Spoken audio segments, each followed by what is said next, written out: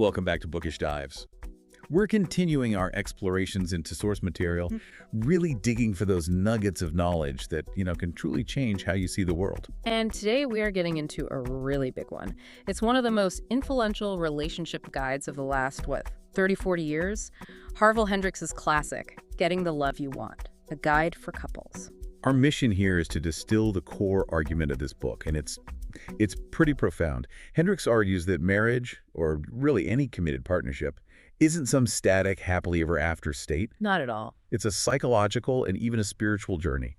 And the most astonishing claim, I think, is that the ultimate reason you choose your specific partner isn't fate or luck. Or even chemistry in the way we usually think about it. Right. It's an urgent, unconscious drive to heal the psychological wounds you got in childhood. It's a thesis that just completely reframes how we think about conflict in relationships. I mean, if you've ever wondered why on earth you ended up with the person you did, or maybe why the very things that first attracted you now drive you crazy, Hendrix has a really compelling answer. It fills in the gaps, doesn't it? Because we hear those simpler explanations all the time. You have biologists talking about biologic, this idea that we're just unconsciously picking partners based on signs of good health or dominance for survival. Or there's the social exchange theory, which is a bit more cynical. It suggests we pick partners based on their point value in society, how they might elevate our status. But those theories, they feel so incomplete. They don't explain the intensity of attraction. Exactly. They don't explain that almost mystical connection like the story Hendrix opens with about Maggie and Victor. They felt faint when they met. It was this instant recognition. But then you also have the total opposites, like Raina and Mark in the book. It just makes you wonder, why is our internal selector so incredibly discriminating? And that selectivity, that's what leads us straight into the unconscious mind. I mean, logically, you meet thousands of people who are, on paper, compatible, yet you're only deeply, truly attracted to a tiny handful. And those few people often share these strikingly similar personality traits. Including, and this is the absolute key, the negative ones. That's the selector paradox. It's almost spooky. There's that story of the client who swears his second wife will be the complete opposite of his first. And then one day he hears his ex-wife's exact voice, her exact phrasing, coming out of his new partner's mouth. It's like we're running this compulsive search for a very specific match. We are. And to get why, we have to talk about what Hendrix calls the old brain. This is the primitive, reactive part of our mind. Think of it like it's running on really ancient, never-updated software. So the old brain. And it's trapped in what he calls the eternal now. The eternal now. What does that actually mean for me in my adult life? It means that part of your brain has zero sense of linear time. It genuinely believes that yesterday, today, and 40 years ago are all happening at the same time. So a small thing, like your spouse forgetting to call when they said they would, can trigger this massive, irrational feeling of complete abandonment. It mirrors the exact terror you might have felt as a tiny, vulnerable child when your parent wasn't there. So this primitive brain, it's not just looking for a partner. It's trying to recreate the entire emotional environment of childhood. Yes. Specifically to resolve unfinished business, to heal old psychological damage. It basically confuses your partner with your parents. And how does it find the right person for this job? It uses a roadmap, a blueprint, and that blueprint is the imago. So what is this imago? Is it just a checklist of things we like in a person? Oh, not at all. The imago think of it as an unconscious composite picture, a complete psychological snapshot of the positive and the negative traits of your primary caretakers. So everyone who had a major influence on you as a kid. Exactly. Your old brain recorded everything, but it paid extra close attention to the parts that were frustrating or wounding because those moments felt like a threat to your survival. And that imago becomes the template, the magnetic north for who you fall in love with. That's fascinating. Yeah. And kind of terrifying. We're literally drawn to people who have the capacity to hurt us in the exact same way we were hurt before. It sounds totally masochistic, I know, but there's a deep unconscious logic to it. The imago guides us for two main reasons. The first is pretty straightforward. To heal unmet needs. Okay. We look for a partner with those specific positive and negative traits so we can return to the scene of the original frustration and finally get the nurturing or protection we didn't get as a child. You're trying to resolve a pain point from, 30 or 40 years ago? Yes. If your parents were emotionally distant, your old brain will probably seek out an emotionally distant partner. not to get wounded again, but to finally force that person, the surrogate parent, to become emotionally available. It's a desperate and, well, a pretty flawed strategy. And the second reason is what he calls recovering the lost self. This is where the whole opposites attract thing comes in. Absolutely. This is the Reina and Mark phenomenon. We seek a partner who embodies the very traits we were forced to push down, to repress, to fit in with our family. Like the lawyer in the book, Sarah. She was naturally smart and expressive, but her mother always put down intellectual people. Right. So to survive, to be loved, she surgically removed that part of herself. She repressed her own intellectual vitality. And then she goes and marries someone who's incredibly bright and maybe a little loud and opinionated. Exactly. She's trying to reclaim that lost piece of her identity by proxy. When you're with someone who is, say, really expressive and you're repressed, you feel whole again. For a little while, you're borrowing their traits. So all of this sets the stage for that intense early phase of a relationship, romantic love. Yes. And it's beautiful, but it's tragically unstable. That feeling of being complete with someone, that's just the imago template clicking perfectly into place. It's a positive transference. The old brain has literally confused your new partner with the perfect, idealized parent it always wished it had. That's why you get that "I can't live without you" feeling. It's the phenomenon of reunification. The old brain is just reveling in this illusion that it's finally found the key to restoring its original wholeness. But it's an illusion. It has to be. It must crash and burn, and when it does, you enter the power struggle. So why does it fall apart?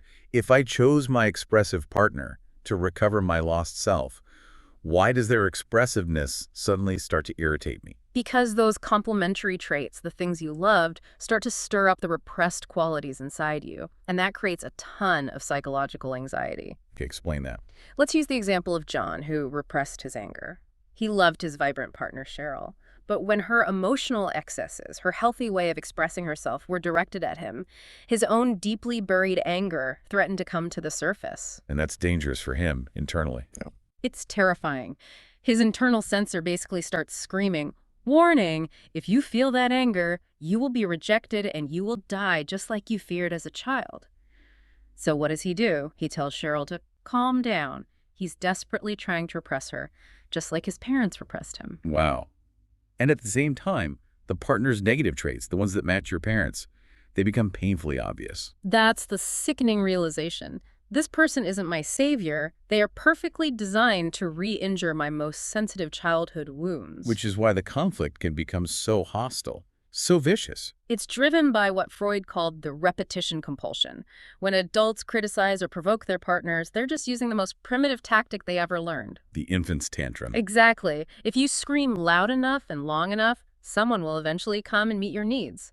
That lesson gets burned into the old brain. The unconscious fear is still there. If my needs aren't met, I will die. It's exhausting just thinking about it. So the book's solution isn't to just leave and find a new imago match because you'll just repeat the cycle. You'll just repeat it. The solution is to move from that unconscious reactive marriage to the intentional conscious marriage. A conscious marriage. That requires abandoning all those self-defeating tactics and actually committing to personal growth. Right. And you have to do it while you're still in the relationship. That's the key. The relationship itself becomes the laboratory for your healing. So let's talk about the tools. If a couple is just completely drained, where do they even start? You have to stop the energy from bleeding out of the relationship. So the first step is to identify and close your exits. An exit. That sounds like avoiding things, but it can be subtle, right? Oh, very subtle. It could be something catastrophic, like an affair. But it's more often something non-catastrophic, like staying late at work every night, burying yourself in video games, or just zoning out in front of the TV for hours. Anything that pulls your energy out of the partnership. Exactly. The first step is to consciously draw that energy back in and face the real conflict areas. You have to ask, am I using this to avoid being present with my partner? Okay, so you've sealed the exits. Now you have to restore goodwill, which sounds impossible when you're in the thick of the power struggle. It does, but it's done through a process he calls re-romanticizing, giving each other caring behaviors. You have to reestablish those small, positive, conflict-free interactions. So not just be nicer, but something specific like bring me coffee in bed on Saturdays. Exactly, specific, measurable things. But, and this is the essential rule, it cannot be a contract. It's not tit for tat. Ah, The moment you give something expecting something specific in return, the old brain rejects it. It sees it as conditional love, which is the original wound. It has to be an unconditional gift. that makes so much sense. A transaction isn't healing.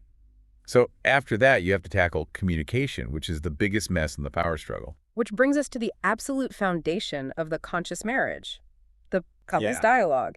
It's necessary because we all mistakenly think our partner should be mind readers. So what does this dialogue look like? It has three core parts. The first is mirroring. The person listening has to paraphrase exactly what the sender said. If I got that, you said. It forces you to actually hear them, not just prepare your rebuttal. Okay, mirroring. What's next? Validation. And this is so vital. Validation doesn't mean you agree.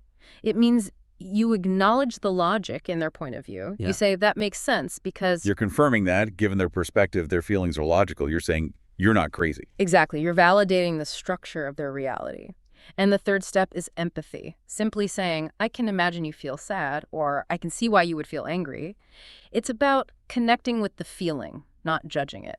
So those steps build safety, but the final step seems like the hardest. It's the one that forces the real growth. Stretching. This is the big one. This is where you intentionally ask your partner to engage in a behavior that helps heal one of your childhood wounds, but which is also very difficult for them to do. Can you give an example? Sure, you might ask a partner who is very judgmental and who likely grew up without praise to give you one genuine compliment a day. For them, that is a huge stretch. But the paradox is that the person doing the stretching, the one giving the gift, is also the one who heals the most. That's the two-way healing. If I, a person who is terrified of vulnerability, agree to share one real feeling with my partner every day, I am not only giving them a gift, I am recovering my own lost self. I'm healing my own repression. You are reclaiming your own block life energy. Hendrix calls this agape, self-transcending love. Right. The effort you make to heal your partner becomes the most powerful way to heal yourself. So to bring this all together, the unconscious selection process is designed to bring together two people who can either rewound each other endlessly, or, if they become conscious, heal each other profoundly. It totally changes the meaning of conflict. The point isn't to punish, it's to grow. The relationship moves from being driven by infantile needs to being a conscious choice, what the Greeks called philia. Passionate friendship between equals. Exactly. A love that feels safe and secure because both people are intentionally invested in growth. Which brings us to a final provocative thought for you to consider, based on all this. If the path to a conscious marriage is so clear, why do we resist these positive changes so fiercely? I think it's because deep down, beneath all the anger and the sadness, is this core belief that we have to be partly myself and partly not myself to survive. We're terrified that if we reveal our whole true self, including all those messy, repressed parts, we'll be completely rejected. And the conscious marriage forces you to confront that fear. It forces you to reveal your true feelings, and in doing that, you recover all that blocked life energy. It's an incredible thought that the thing we've been hiding from our partner and from ourselves isn't something ugly. It's our own essential vitality, our own capacity to love. That is a powerful realization. And if you're ready to explore that, the book itself lays out a full 10-week course of exercises to put all of this into practice. For more explorations into this kind of groundbreaking work, be sure to follow Bookish Dives. We'll be back soon.